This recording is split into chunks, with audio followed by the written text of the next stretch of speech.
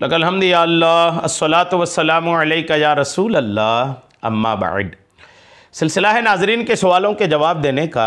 नाजरीन में से एक ने हमारे किसी वीडियो के कमेंट्स में ये सवाल किया है कि जीते जी अपने लिए कोई कुरान पढ़ के रखना चाहे तो क्या रख सकता है। ये इनका सवाल है। यानी कोई शख्स जीते जी ज़िंदगी में ही अपने लिए ही कुरान पढ़कर रखना चाहता है। बहुत सारे लोग ऐसे मिलते हैं कि जिन्होंने अपने लिए कुरान पाक पढ़ के रखा होता है और अपने घर वालों को वसीयत कर देते हैं कि मेरे 10वें में, मेरे 20वें में, मेरे 40वें में ये कुरान पाक मेरा बख्शवा देना।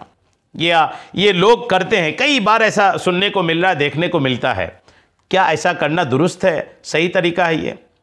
याद रखिएगा कि लोग शायद ये समझते हैं कि अगर आपने कुरान पाक पढ़ा तो अगर अपने नाम पर पढ़ के रखने की बात आ रही है तो पढ़ के रखने वाले शायद ये सोचते हैं कि जब तक बख्शेंगे नहीं तब तक खुद को भी नहीं मिलेगा, तभी रखते होंगे।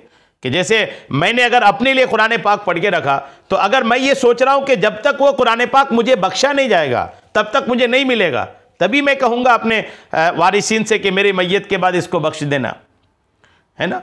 और जबकि ऐसी सूरत नहीं है। बख्शने वाली बात तब होती है जब आप किसी दूसरे को देना चाहते हैं। मैंने पढ़ा और मैं पढ़ा हुआ अपने वालिद को बख्शना चाहता हूं तो मैं बख्शूंगा, दुआ करूंगा, रब की बारगाह में अरीज़ा पेश करूंगा, तब जाके मेरा पढ़ा हुआ मेरे वालिदे पाक को मिलेगा।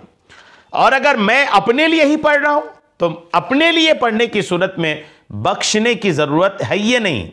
और जब अपने लिए पढ़ने में बख्शने की ज़रूरत ही नहीं है तो फिर अपने लिए पढ़ के रखने का और फिर उस पढ़े हुए को बख्शवाने का सवाल ही पैदा नहीं होता। जब आप अपने लिए पढ़ रहे हैं ना, जो भी आप अपने लिए पढ़ रहे हैं, जब जैसे जैसे आप पढ़ते चले जा रहे हैं आपको बख्शा जा रहा है, आपके नामे आमाल में लिखा जा रहा है। उसको बख्शवाने की हाजत ही नहीं अपने लिए। हाँ, अगर आप ये चाहते हैं कि मेरा पढ़ा हुआ किसी और को बख्शवाया जाए तब तो समझ में आता है कि आप किसी को बोल दें कि इतना कुरान उनके नाम पे बख्शवा देना।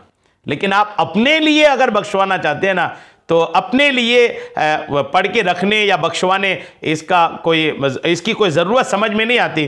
क्योंकि आप जब जैसे जैसे पढ़ते चले जाते हैं वो आपको बख्शा जा चुका होता है। उसके लिए किसी को बताना, फिर उसके फातिहे का एहतमाम कराना या बख्शवाना, इसकी कोई हाजत नहीं है।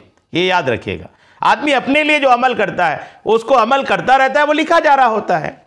और जब फरिश्ते नेकी लिख ही ले रहे हैं तो फिर उसको बख्शवाने की हाजत नहीं होती। बख्शवाने की हाजत तब होती है जब आप किसी और को देते हैं। ये ख्याल रखिए। तो हर वो आदमी जो ये सोचता है कि मैं अपने लिए 10 कुरान पढ़ के रखूंगा, 20 कुरान पढ़ के रखूंगा, पढ़िए, पढ़ने में कोई हरज नहीं, बल्कि और इससे ज़्यादा पढ़िए। लेकिन ये सोच और ये ख्याल रखिए कि जैसे जैसे आप पढ़ रहे होते हैं वैसे वैसे फरिश्ते आपके नामे अमाल में लिख रहे होते हैं। आपका अपना पढ़ा हुआ आपके लिए बख्शने की ज़रूरत नहीं है। उम्मीद है बात आपको समझ में आ गई होगी। अल्लाह करीम हम सबको शरीअत के तमाम मसाइल सीखने, समझने और उस पर अमल की तौफीक अता फरमाए। आमीन। बिजाहिन नबील अमीन सल्लल्लाहु ताला अलैहि वसल्लम।